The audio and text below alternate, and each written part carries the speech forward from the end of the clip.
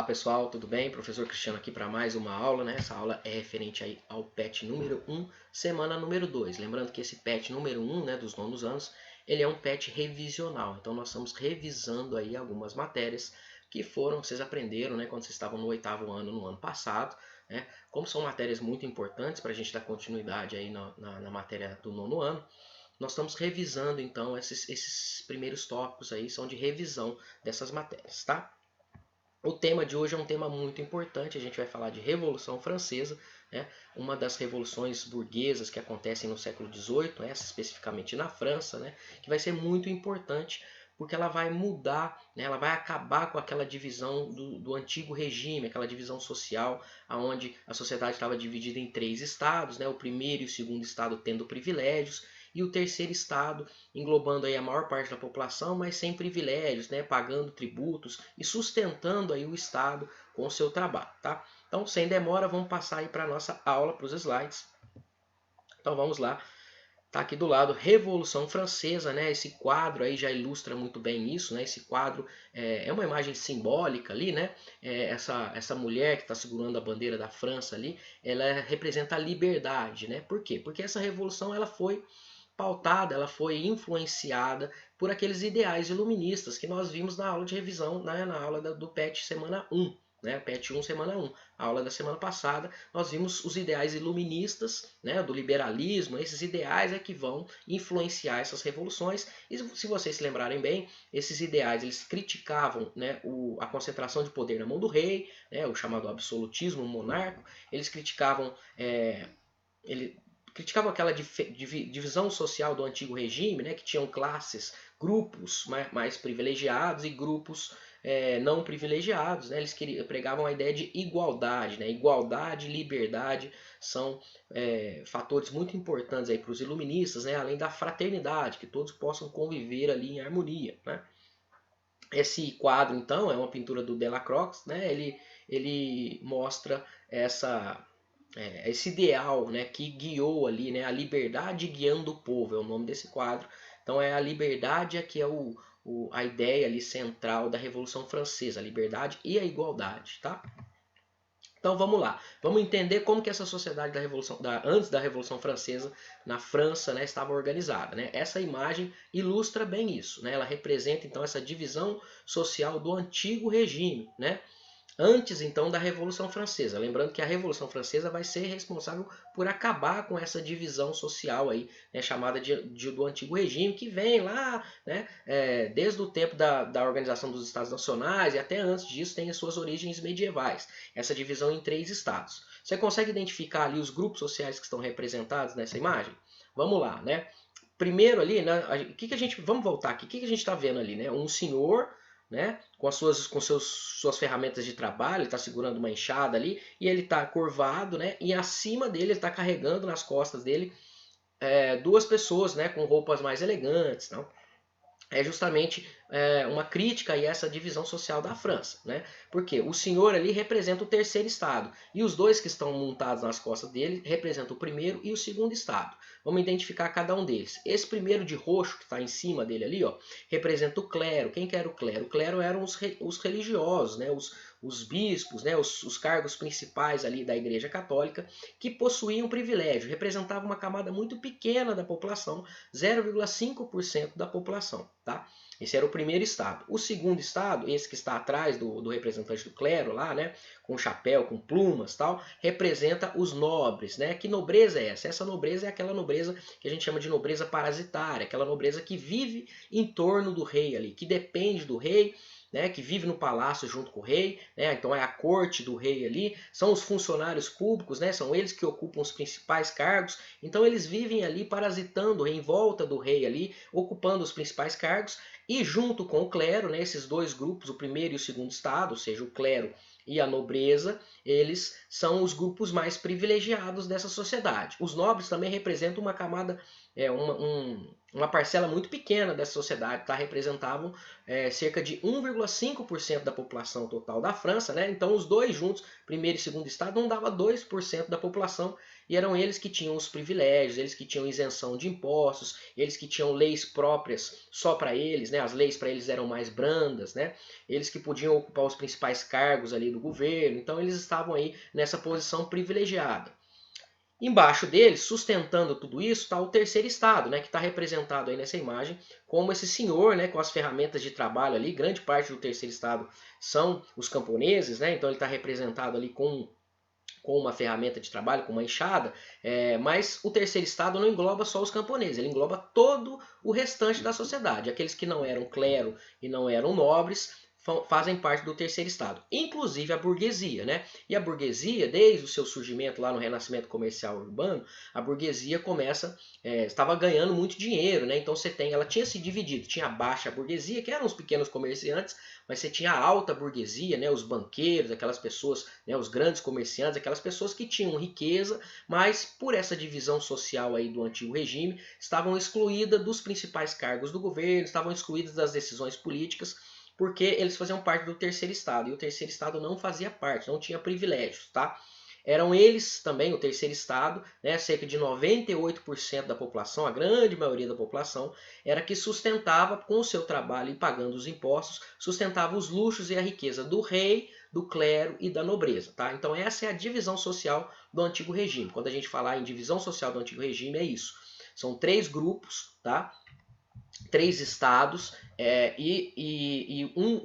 alguns estados, o primeiro e o segundo, têm privilégios, né, têm benefícios próprios ali, tem leis próprias para eles, e o terceiro estado tem mais obrigações do que privilégios, né, e é ele que sustenta com o seu trabalho toda a riqueza e todo o luxo aí do primeiro e do segundo estado, né, e do rei, né, como um modo geral, tá?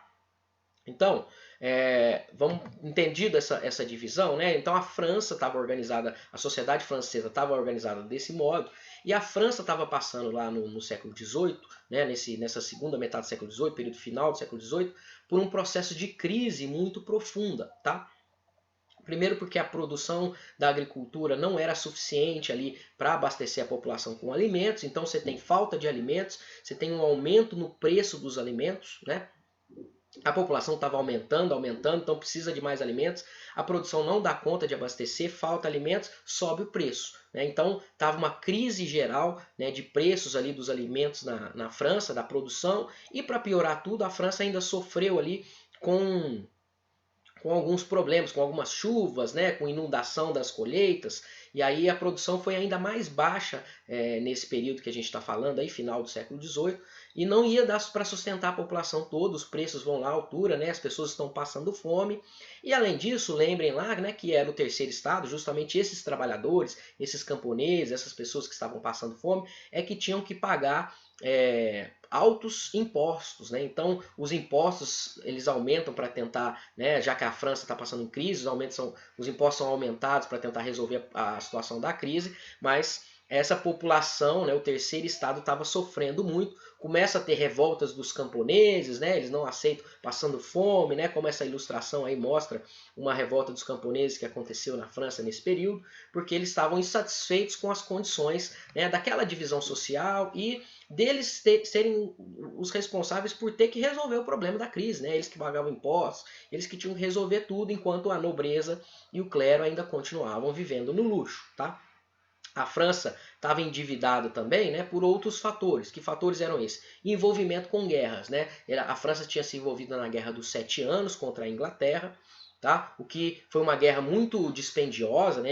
Eles gastaram muito dinheiro, eles acabaram perdendo essa guerra para a Inglaterra e gastaram muito dinheiro aí nesse conflito.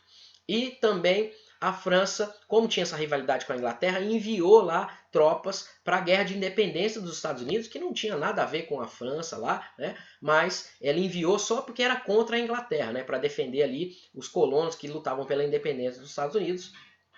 E aí isso acabou gerando revolta da população, falando assim, ó, nós estamos passando fome aqui, né, precisando resolver o problema dessa crise que o país está vivendo, né, que o reino francês está vivendo, e o rei está preocupado com guerra com Inglaterra, né, então isso acabou gerando revolta na população, tá? E esses gastos né, endividaram ainda mais o Estado francês, que passou a ter dificuldades ali e tinha que resolver esse problema. Para tentar resolver esse problema, o rei utiliza-se de uma instituição que existia, mas que era pouco chamada nesse momento, que é a instituição da Assembleia dos Estados Gerais. Ele podia chamar representantes do terceiro estado, representantes do primeiro estado, representantes do segundo estado, para que juntos ali eles resolvessem os problemas. A proposta do rei, né, o rei era o Luís XVI, tá? O rei Luís XVI convocou a Assembleia dos Estados Gerais com representantes dos 3 estados e falou assim, ó, nós temos que resolver esse problema da crise econômica que nós estamos passando, né? E aí a proposta dele era acabar com a isenção de impostos do primeiro e do segundo estado, jogou no ar ali e falou assim, ó, mas vocês que vão decidir aí. E aí esses membros se reuniam, né, para decidir o que ia ser feito. Só que a votação na Assembleia dos Estados Gerais não era por número de participantes. Se vocês se lembrarem, eu falei para vocês que o terceiro estado ele tinha aproximadamente 98% da população francesa. Então a grande parte da população francesa fazia parte do terceiro estado. E por isso, como era a maioria da população, ele tinha mais representantes. Tá? O primeiro e o segundo estado, que eram uma parcela menor da população, tinha menos representantes. Então o terceiro estado sozinho tinha mais representantes do que juntando o primeiro e o segundo estado juntos. Só que o primeiro e o segundo estado era o que detinha o poder, lembra? E tinham os privilégios. Então, o que eles faziam? A votação não era por cabeça, não era por número de representantes, mas sim por estado. Cada estado tinha direito a um voto. E aí o que aconteceu? O rei fez essa proposta, então, de acabar com os impostos para o primeiro, de começar a cobrar impostos, acabar com essa isenção de impostos do primeiro e do segundo estado.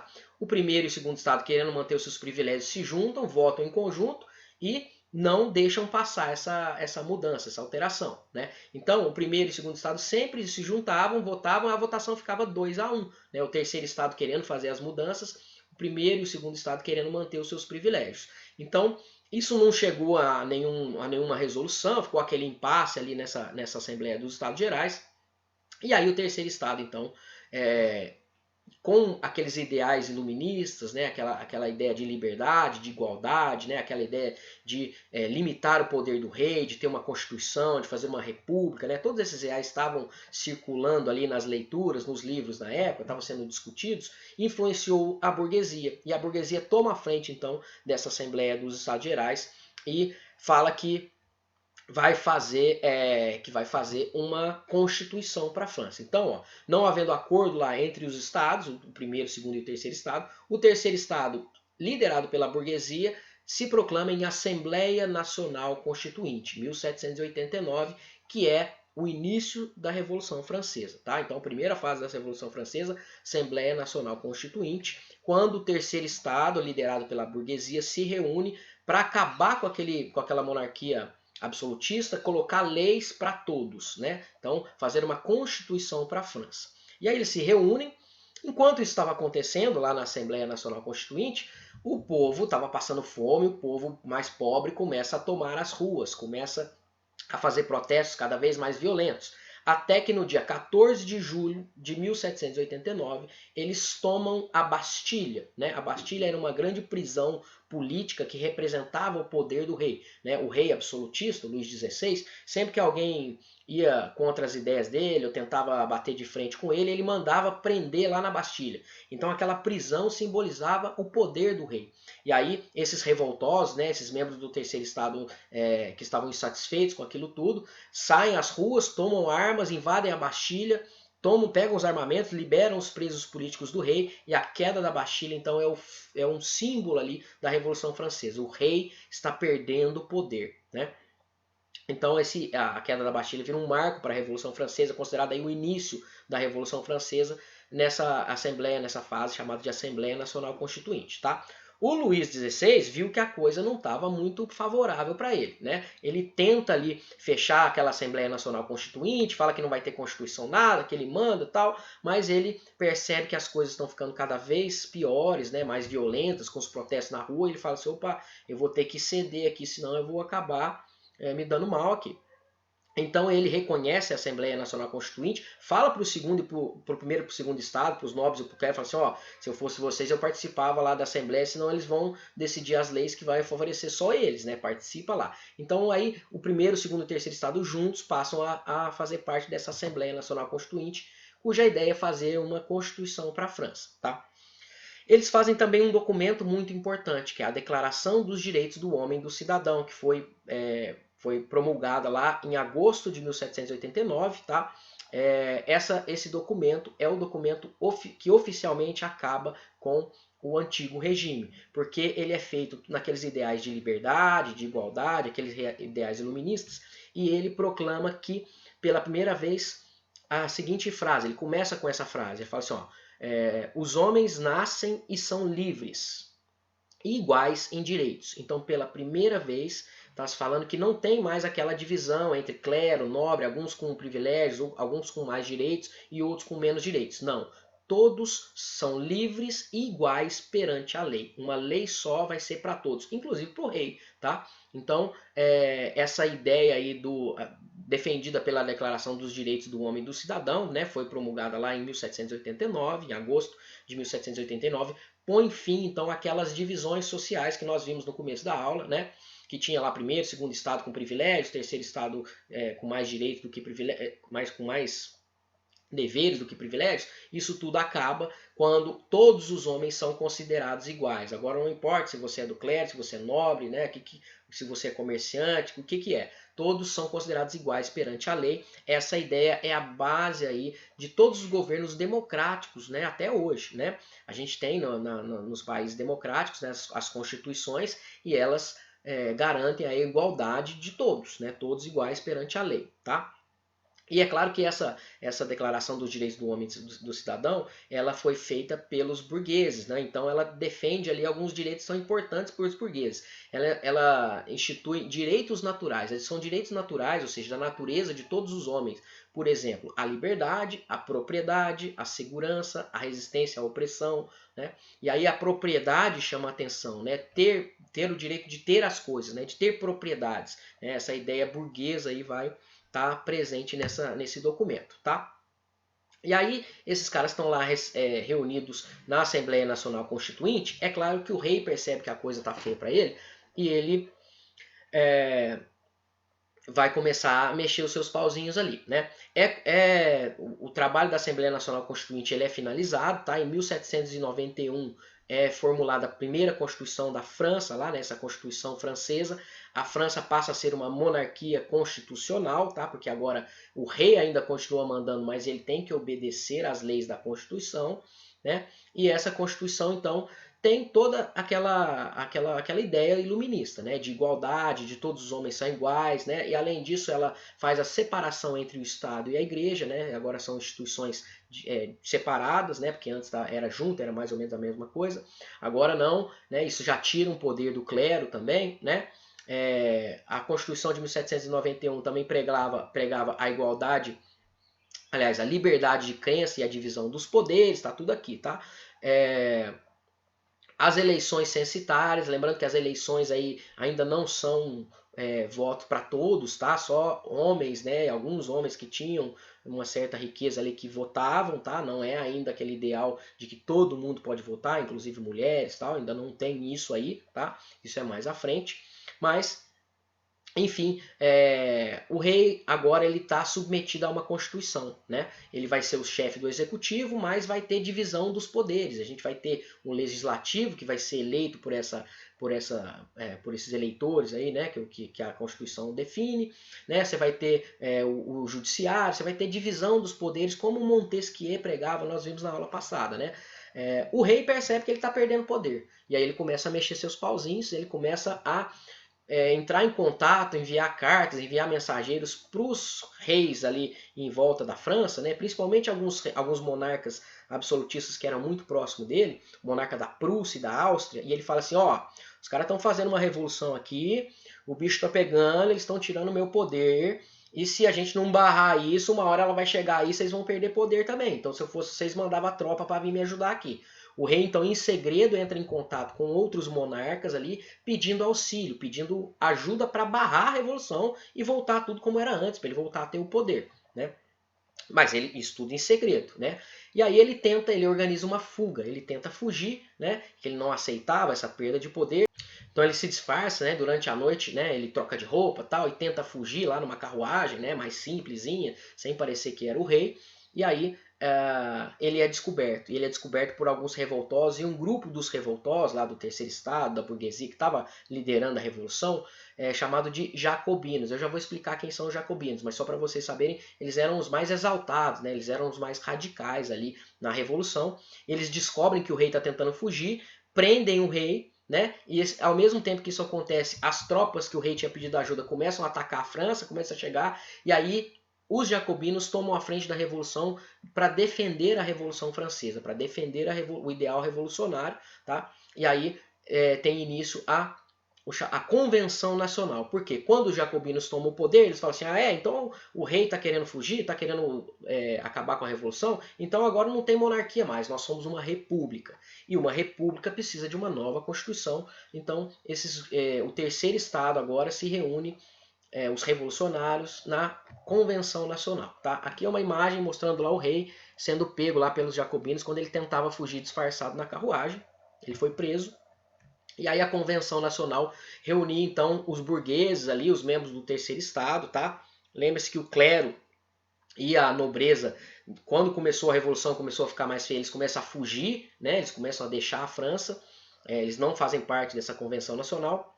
E os revolucionários, então, lá reunidos, eles se dividiam, né, para fazer uma constituição para a república, para definir esse novo governo.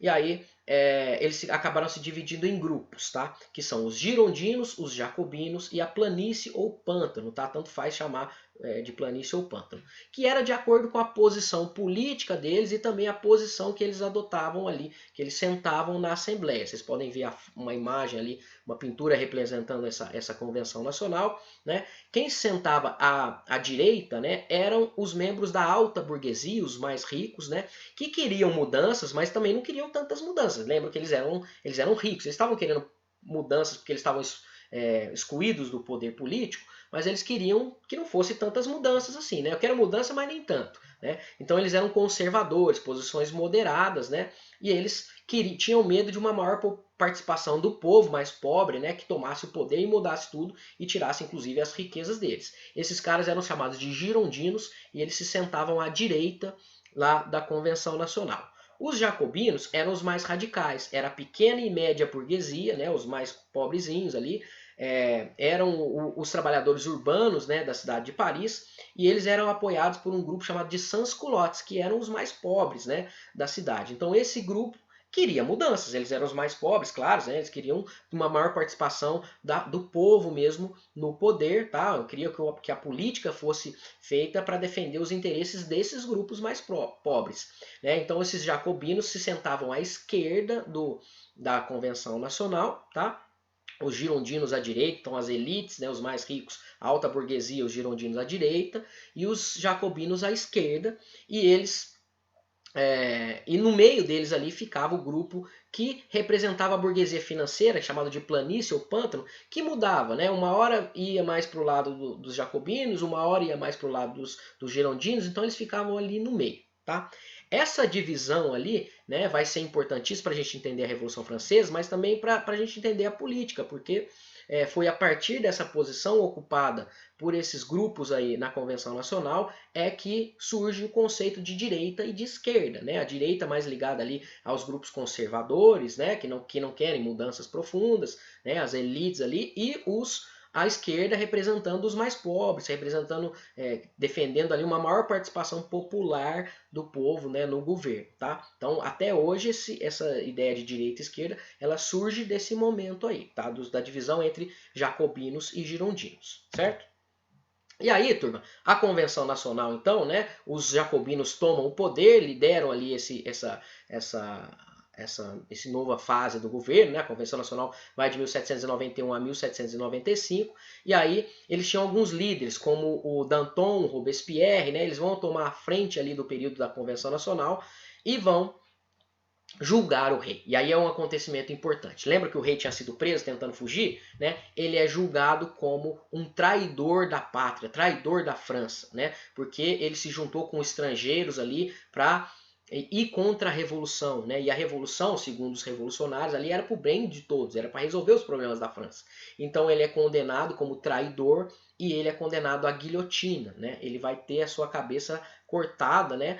Nesse instrumento que é inventado, inclusive, nessa fase aí na Convenção Nacional. Por quê?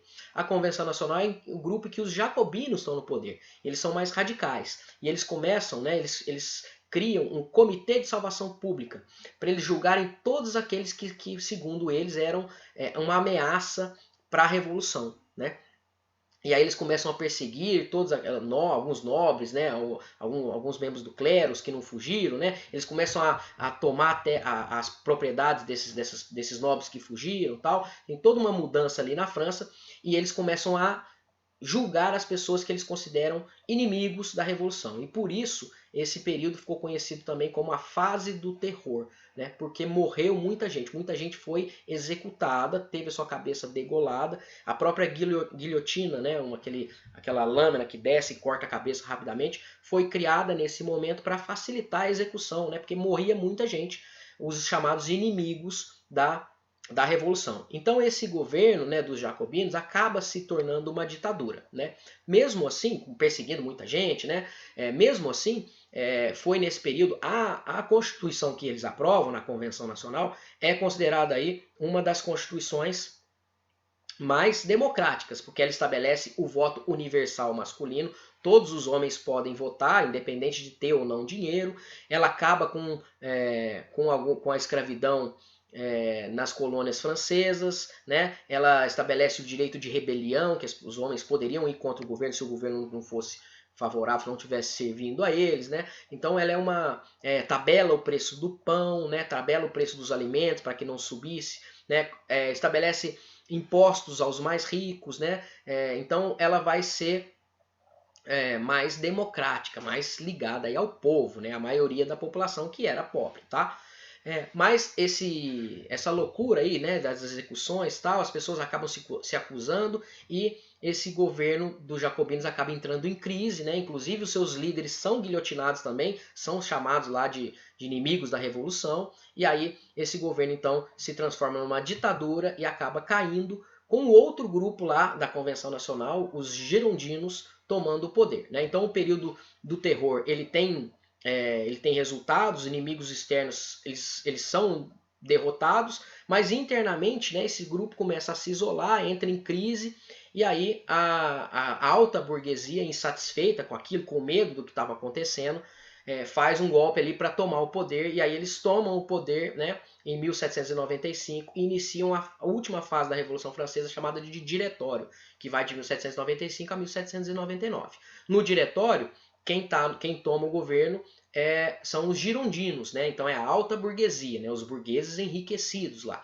E eles vão mudar algumas coisas, né? Eles vão mudar, fazer uma nova constituição para a França, né? Continua sendo uma república, mas agora o poder executivo está na mão não só de uma pessoa, mas de 5 diretores, por isso o nome diretório, tá?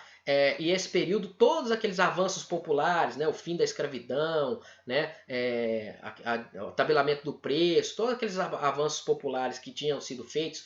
Foi no período dos jacobinos, eu esqueci de falar, no período dos jacobinos, eles estabelecem que a educação tem que ser gratuita e para todos, né, escola para todos, que não existia no período, né? Então tudo isso começa a ser revertido aí pelos jacobinos, eles mudam essas medidas tomadas mais populares, tá? A França continua sendo uma república dirigida por esses diretores e a França começa a investir em política externa, em combater os inimigos e levar a revolução, né, o fim do antigo regime, aí, a revolução para outros países. Então ela começa a apoiar no exército, né? O exército começa a expandir as fronteiras e um general desse exército chamado de Napoleão Bonaparte começa a chamar a atenção, né? O governo, né, lembra que eles tiraram o tabelamento do preço, as coisas mais populares que os jacobinos tinham feito? O diretório acaba com isso, né? E aí a população não gosta muito do diretório, mas estava gostando do exército, né, de ter notícia que o exército da França estava ganhando as batalhas, tal, né? Mas eles estavam insatisfeitos ali com os governantes do diretório, com as governantes do jacobino, aquela elite conservadora ali. E aí o próprio diretório vai sofrer um golpe, né? ela começa a apoiar muito o Napoleão vai se tornando um grande herói da França, um grande general, né, um militar cada vez mais importante, e aí ele acaba tomando o poder no chamado golpe do 18 de Brumário, tá? Que acontece no dia 10 de novembro de 1799, tá? Pelo calendário francês da época revolucionário era o 18 Brumário, e o Napoleão toma o poder, e aí começa o período napoleônico. Acaba a Revolução Francesa, começa o período napoleônico. O Napoleão, ele representa os burgueses, ele foi apoiado pela alta burguesia, então os interesses que ele vai representar são os interesses da alta burguesia, tá? Não entendam aí que o Napoleão vai ser o salvador dos mais pobres, não, nada disso. Ele vai representar as conquistas revolucionárias, ele vai levar essas conquistas revolucionárias, mas as conquistas dos direitos da burguesia, tá? Ele representa a alta burguesia, ele não representa ali uma solução para todos, né? Uma solução democrática para os mais pobres, nada disso, tá bom? Então é isso, turma. Rapidamente aqui, né? Nós falamos aí da Revolução Francesa. É uma matéria complicadíssima, né? Muita coisa, mas nós já tínhamos estudado isso no ano passado. Isso era só para a gente relembrar aí alguns pontos, né? Lembre-se que o rei foi julgado traidor, foi degolado, né? Lembra que tem a fase revolucionária lá a França deixa de ser uma monarquia absolutista, passa a ser uma república, né? Passa a ser uma república com uma constituição, né? Tem uma fase ali de monarquia constitucional, mas depois ela passa a ser uma república com uma constituição, e depois os girondinos assumem o poder no diretório e tal, que acaba com o poder chegando no Napoleão Bonaparte, no golpe de 18 Brumário, encerrando ali a fase revolucionária, né? Por que a Revolução Francesa é importante? Porque ela acaba com o antigo regime, né? Ela acaba com aquela divisão social, né? De grupos com privilégios e outros desprivilegiados. A partir da Revolução Francesa, nós não temos mais essa divisão, tá?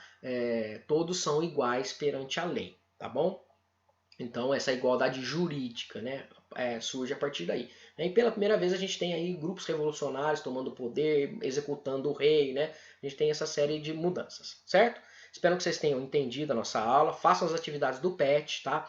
Atenção que vocês precisam baixar o aplicativo, o Conexão Escola 2.0. Eu já passei as instruções no vídeo da semana de acolhimento para vocês como que faz isso, né? Vocês têm que acessar lá com o e-mail institucional para ter acesso às atividades, aos exercícios, né, e tudo, certo? Então é isso, turma. Por favor, se inscrevam lá no meu canal, né? É muito importante que vocês curtam o vídeo, assistam o vídeo, né? Aqui que a gente dá a explicação da matéria. Curtam lá o canal para vocês terem notificações sempre que os vídeos novos forem postados. Um abraço, até mais.